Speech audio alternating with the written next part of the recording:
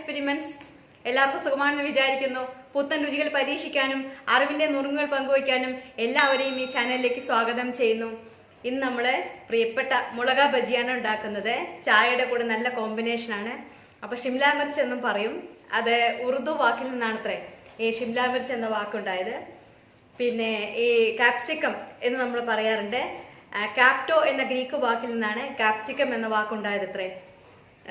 യൂറോപ്പിലും ആഫ്രിക്കയിലും ഏഷ്യയിലും ഒക്കെ ഈ കാപ്സിക്കം കൊണ്ടുവന്നത് പോർച്ചുഗീസ് നാവികന്മാരും കച്ചവടക്കാരുമാണെന്ന് വിശ്വസിക്കപ്പെടുന്നു. എന്തായാലും നമുക്ക് ഇൻഗ്രീഡിയൻസ് ഒക്കെ നോക്കാം. മുളക് ബജി ഉണ്ടാക്കാൻ ഞാനിവിടെ ഒരു 200 ഗ്രാം കടലപ്പൊടി എടുത്ത് വെച്ചിട്ടുണ്ട്. ഒരു 4 ടേബിൾ സ്പൂൺ അരിപ്പൊടി എടുത്ത് വെച്ചിട്ടുണ്ട്, നൂൽപുട്ടിൻ്റെ പൊടി. പിന്നെ നമ്മുടെ സിംല മിർച്ചി എന്നൊക്കെ പറയും, വലിയ മുളക്. ഇത് വലിയ എരിവില്ല. അങ്ങനെ കുറച്ച് മുളകുകൾ, ഒരു 10 മുളകുണ്ടാവും. പിന്നെ ഉപ്പ് ആവശ്യത്തിന്, മുളകുപൊടി, മഞ്ഞൾപ്പൊടി, ഇത്രയും എടുത്ത് വെച്ചിട്ടുണ്ട്.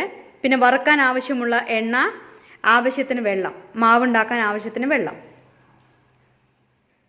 നമ്മൾ ഒരു മുളക് എടുത്തിട്ട് ജസ്റ്റ് ഇവിടെ ഒന്നിങ്ങനെ മുറിച്ച് കൊടുക്കുക. ഇതിൻ്റെ അകത്ത് ഈ എന്താ പറയുക, നമ്മൾ ഈ അല്ലികൾ ഉണ്ടാവും. അപ്പോൾ അഥവാ എരിയണ്ടെന്ന് വെച്ചിട്ടാണ് ഇങ്ങനെ ചെയ്യുന്നത്.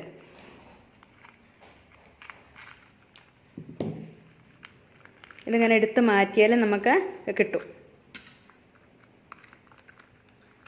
എന്നിട്ട് എന്ത് ചെയ്യാം, ഈ മണികളൊന്നിങ്ങനെ തട്ടിക്കളയാം.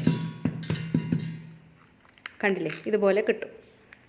എരിയണ്ടെന്ന് വെച്ചിട്ടാണ്. ഒരുപാട് ചിലതിന് പൊതുവേ ഈ മുളകിന് എരിയില്ല, എങ്കിലും ഇനി അങ്ങനെ അല്ലിപ്പെട്ട എരിയണ്ട എന്ന് വെച്ചിട്ടാണ് ഇങ്ങനെ ചെയ്യുന്നത്. ഇതുപോലെ ചെയ്യുക, ഓരോ മുളകും അങ്ങനെ ചെയ്യുക. അപ്പോൾ നമുക്ക് ഇനി മാവ് ഉണ്ടാക്കാം. കടലപ്പൊടി എടുത്തു, അതിലേക്ക് അരിപ്പൊടി ചേർത്തു, പിന്നെ മുളക് പൊടി, മഞ്ഞൾപ്പൊടി, ഉപ്പ്. എന്നിട്ട് കട്ടിയിൽ മാവാക്കണം.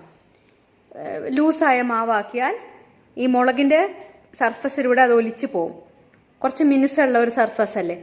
അപ്പോൾ അത് നമ്മളൊന്ന് കട്ടിയിൽ വേണം മാവുണ്ടാക്കാൻ. ആവശ്യത്തിന് വെള്ളം ഒഴിച്ചിട്ട് നമുക്കൊന്ന് മാവുണ്ടാക്കാം.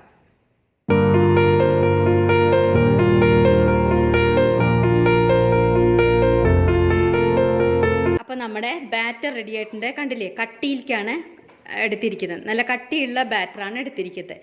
ഇനി നമുക്ക് ഓരോ മുളകും ഇതിൽ മുക്കി ഡീപ്പ് ഫ്രൈ ചെയ്തെടുക്കാം. നമ്മുടെ ചീനച്ചട്ടി നന്നായി ചൂടായിട്ടുണ്ട്. എണ്ണ ഒഴിച്ചു കൊടുക്കാം.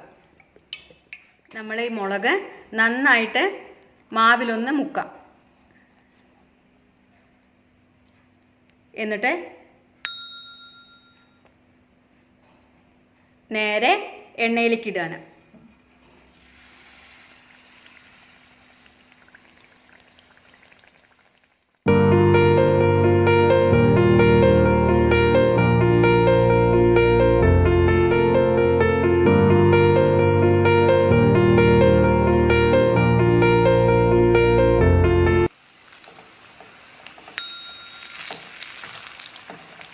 രണ്ട് ഭാഗവും മറച്ചിട്ട് കൊടുത്തൊന്ന് വേവിക്കാം.